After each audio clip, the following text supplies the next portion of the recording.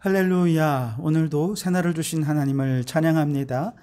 오늘도 말씀을 나누는 이 시간 성령님께서 우리와 함께 해주셔서 이 말씀이 이해되고 깨달아지고 믿어지는 역사가 있기를 주님의 이름으로 축원합니다.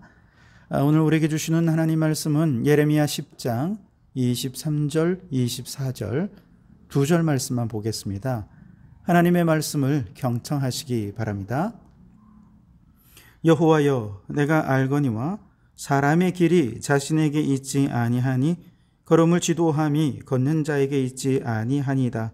여호와여, 나를 징계하옵시되 너그러이 하시고 진노로 하지 마옵소서. 주께서 내가 없어지게 하실까 두려워하나이다. 아멘.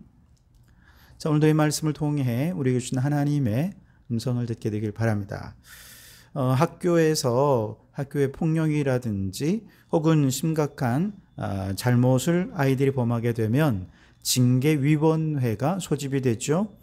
그 위원회에서는 사건을 조사한 후에 징계 수위를 결정하게 되는데요. 그 징계 수위를 결정하는 기준이 몇 가지가 있습니다. 그 사건이 얼마나 심각한 범죄냐, 혹은 두 번째로는 그 범죄가 얼마나 지속적으로 지속되었느냐, 셋째는 고의성이 있었느냐, 넷째는 잘못에 대해 이 아이가 반성하고 있느냐 등등의 여부를 확인하면서 그에 맞게 징계를 결정하게 되는데요. 가장 낮은 징계는 서면으로 사과를 하는 것입니다. 그보다 좀 높은 것은 출석을 정지하는 것이고, 같은 반에 가해자와 피해자가 함께하면 안 되니까 학급을 교체하는 거죠.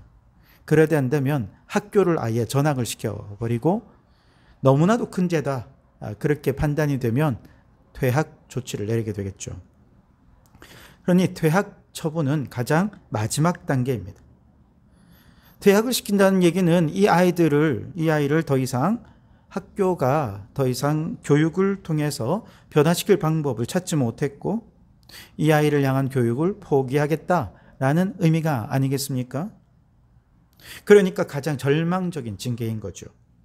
그래서 교육을 하시는 선생님들은 학생들의 미래를 생각해서 할 수 있으면 퇴학 처분만을 내리지 않기 위해 노력을 합니다만, 부득이한 경우는 어쩔 수 없이 퇴학을 처분하기도 합니다. 오늘 우리가 읽은 말씀 속에서도 하나님께서는 유다 백성들을 향해 징계를 계획하고 계십니다. 지금까지 이 백성들의 여러 가지 죄악들이 있었지만 특별히 10장에서 가장 강조하는 것은 우상 숭배입니다.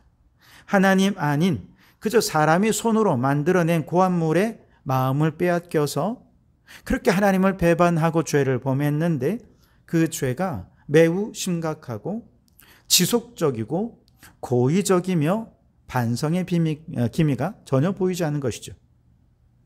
그럼에도 불구하고 지금까지 하나님께서는 어떻게든 깨달을 수 있는 기회를 주시기 위해서 선지자를 통해 회개할 기회를 주셨어요. 선지자들의 외침은 가장 낮은 수준의 징계였죠. 그래도 깨닫지 못하면 하나님께서는 다양한 방법으로, 때로는 자연의 재난을 통해서 깨닫게 하기도 하시고, 주변 나라들이 유다를 괴롭히도록 해서 계속해서 회개하라, 돌이키라 사인을 주시는 것이죠. 그런데도 깨닫지 못하고 죄가 점점 심각해지고 더 지속적이고 고의적이고 도무지 회개할 기미조차 보이지 않게 되자 하나님께서 어쩔 수 없이 최후 수단을 이 백성을 향해 쓰시는데요. 그건 바로 바벨론을 일으켜서 나라를 망하게 하는 방법입니다. 하나님께서는 이 계획을 하시고 예레미야 선지자를 통해서 이 나라 망한다, 그러니 회개해라 끊임없이 선포하셨습니다. 그러나 이렇게 나라의 멸망과 또 회개를 얘기하면서 끊임없이 하나님의 마음속에는 어떻게든 바벨론이 일어나기 전에, 이 징계가 실행되기 전에 이 백성들이 돌이키기를 원하신 것이죠. 하나님의 본심은 이 백성을 징계하는 데 있는 것이 아니라 어떻게든 회개하고 다시 돌아와 하나님 잘 섬기는 데 있는 것입니다. 왜냐하면 우리 하나님은 여러분 알다시피 단 한 번도 이 백성들을 사랑하지 않은 적이 없었습니다. 수많은 징계로 이들을 징계하고 책망했지만, 그러나 그 모든 것은 사랑이 전제가 되지 않고 행한 일은 단 한 번도 없었습니다. 끊임없이 돌이키도록 기회를 주셨죠. 그러나 이제 더 이상 방법을 찾지 못합니다. 어쩔 수 없이 하나님은 최후수단으로 멸망을 시키기로 계획을 하신 것이죠. 그렇다고 해서 나라의 멸망이 택하신 백성 전체의 멸망은 아니었습니다. 나라는 망해도 택하신 그의 백성들은 얼마든지 회개하고 돌이키기만 한다면 나라도 회복시켜 주실 마음으로 지금 이 일들을 하고 계신 것이었죠. 이런 상황에서 예레미야 선지자는요, 이 백성들이 얼마나 하나님 앞에 큰 죄를 범했는지 너무 잘 알고 있기 때문에 하나님 앞에 징계를 요청하며 기도합니다. 24절에 여호와여 나를 징계하옵소서라고 기도합니다. 여기서 징계의 대상이 되는 나라는 사람은 누구냐? 예레미야 선지자 한 개인을 말하는 것이 아니라 하나님 앞에 죄를 범한 모든 유다 백성들을 말하는 거예요. 예레미야 선지자는 자신과 유다 백성들을 지금 동일시하며 하나님 앞에 유다 백성들의 대표자로서 간구하며 기도하는 것이죠. 하나님, 우리가 지금까지 우리의 죄를 너무 잘 압니다. 그러니 우리의 죄에 합당한 징계를 내려주십시오. 어떤 징계를 내려서도 그 징계 탈게 받겠습니다. 그 징계를 받고서라도 우리 정신 차릴 수 있게 해주십시오 라고 기도하는 거죠. 그러면서도 그 뒤에 뭐라고 기도하냐 하면, 그러나 너그러이 하시고 진노로 하지 마옵소서 라고 요청하고 있습니다. 여기서 너그러이라고 하는 말은 히브리어로 미슈파트입니다. 이 말의 뜻은 공의, 심판, 법도라는 의미가 있어요. 무슨 말이냐? 하나님께서 이 백성들과 처음 언약을 체결하셨을 때 하나님께서는 너희들이 이 언약을 이행하지 않으면 혼낼 거야 라고 하는 차원에서 언약을 맺은 게 아니셨어요. 근본적으로 하나님께서 언약을 체결하신 이유는 이 언약을 잘 지키면 백성들에게 은혜 주시고 복을 주시겠다. 어떻게든지 이들에게 복을 주시기 위해서 언약을 체결하신 것이죠.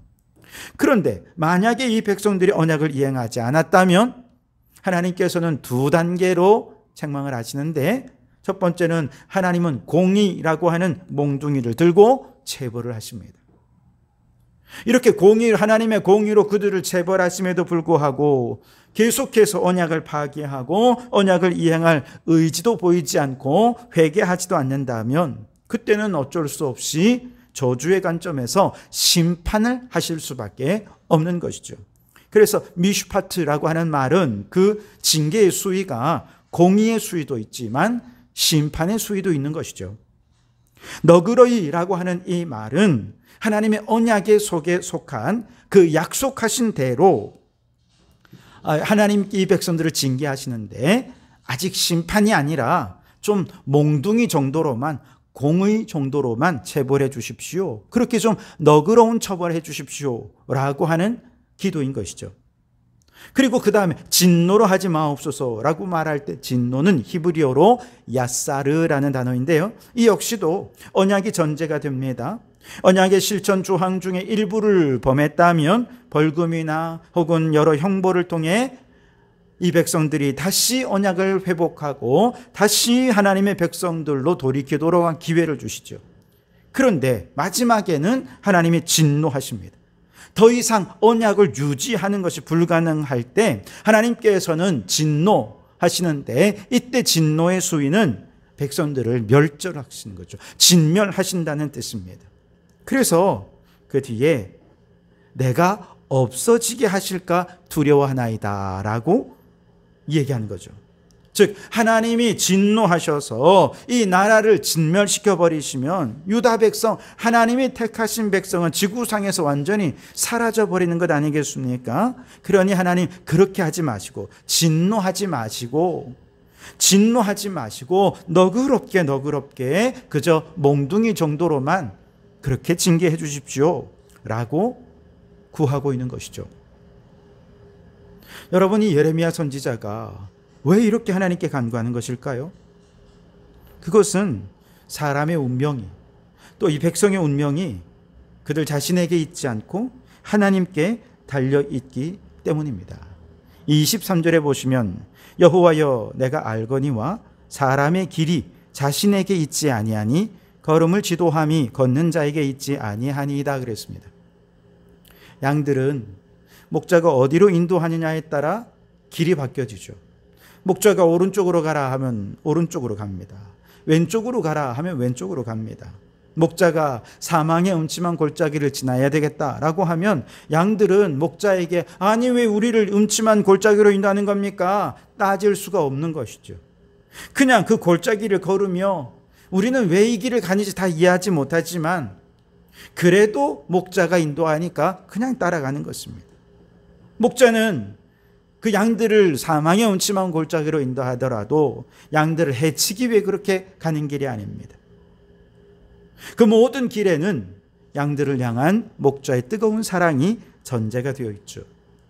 그래서 목자는 양들을 향한 사랑이 전제가 되지 않고서는 단 한 발자국도 움직이지도 않는 것입니다. 우리 하나님이 그렇다는 것이죠. 우리 하나님은 사랑이 전제가 되지 않는 한 이 백성들에게 어떤 징계도 내리신 적이 없고 어떤 길로도 이끌어 주신 적이 없다는 것이죠. 그래서 목자가 되신 하나님만 따라가면 지금은 비록 고난의 길이고 지금은 비록 같은 길이지만 그 길을 지나 길의 끝에서 우리는 푸른 풀밭 맑은 물가에서 편히 쉬는 축복을 누리게 될 것입니다. 인간의 본성은 이미 죄로 물들어 있기 때문에 사실 필연적으로 악을 행할 수밖에 없는 존재입니다. 그렇기 때문에 하나님께서 우리를 그냥 가만히 그대로 인도하지 않고 놔두시면 우리는 분명히 죄악의 길로 가고 우상 숭배의 길로 가게 되어 있습니다. 인간의 본성 속에는 마땅히 가야 할 길로 갈 수 있는 능력이 없습니다. 자기의 걸음을 책임지고 그것을 지도할 능력이 인간에게는 없다는 것이죠. 그래서 이사야 53장 6절에 우리는 다 양 같아서 그릇 행하여 각기 제 길로 갔거늘 이라고 탄식한 거죠. 양은 동물들 중에서도 우매하기로 정평이 나 있지요. 실제로 양은요 스스로의 길을 찾지를 못합니다. 바른 길이 바로 옆에 있는데도 그 길로 찾아 들어가지를 못해요. 그래서 양은 반드시 목자가 바른 길로 인도해 주어야만 제 길을 갈 수가 있는 것이죠. 양을 그저 홀로 방치해 두면 그릇 행하여 낭떠러지로 떨어질 수 있고 구덩이에 빠질 수도 있고 맹수들이 우글거리는 곳으로 가서 먹잇감이 되기도 합니다. 말하자면 목자가 없는 양은 다 자신이 보기에 좋은 길로 가는 것 같아도 결국 바른 길을 찾지 못해 망하게 되고 죽음의 길을 걷게 되는 것이죠. 그런데 죄 아래에 있는 우리 인생도 이와 같은 양들의 처지와 다르지 않다는 거죠. 인생은 다 각기 제 소견에 옳은 대로 행하지만 사실은 만물보다 거짓되고 심히 부패한 것이 사람의 마음이 아닙니까? 부패한 죄악의 본성을 따라 행하는 것입니다. 자기 소견에 옳은 대로 행한다는 것은 다 거짓되고 허탄한 육신의 욕구만 쫓아 살아가게 되는 것이고 그 종착역은 파멸과 죽음과 멸망으로 치닫게 되는 것이죠. 그것을 오늘 본문 23절에서는 사람의 길이다 그렇게 말하고 있습니다. 그렇다면 여러분, 우리가 어떻게 해야 이 사람의 길을 벗어나 진정 바른 길, 온전한 길, 생명의 길을 갈 수 있는 것일까요? 그것은 우리의 길을 인도할 참된 지도자, 선한 목자가 되신 여호와 하나님을 따르는 길밖에 없는 줄 믿습니다. 우리 인간에게는 바른 길로 행할 능력이 없기 때문에 하나님께 우리의 걸음걸음을 바른 길로 인도해 주시도록 간구하고 의지하고 의탁하며 살아갈 때 하나님이 우리를 이끌어 주시는 줄 믿습니다. 그러니 여러분, 선한 길, 바른 길, 생명의 길을 선택하지 못하는 어리석은 사람의 길로 걷지 마시고 하나님께서 우리의 길을 인도하시고 우리의 걸음을 이끌어 주시도록 간구와 기도를 쉬지 마시기 바랍니다. 그래서 하나님이 너그러운 징계에 크게 깨닫고 회개하고 돌이켜서 이제 주님의 인도하심을 따라 복된 길을 걸어가는 우리 성도들이 되실 수 있기를 주님의 이름으로 축원합니다. 기도하겠습니다. 하나님, 우리는 다 양 같아서 그릇 행하는 어리석은 자들입니다. 우리의 마음은 심히 부패하여 선을 행할 방법이 없습니다.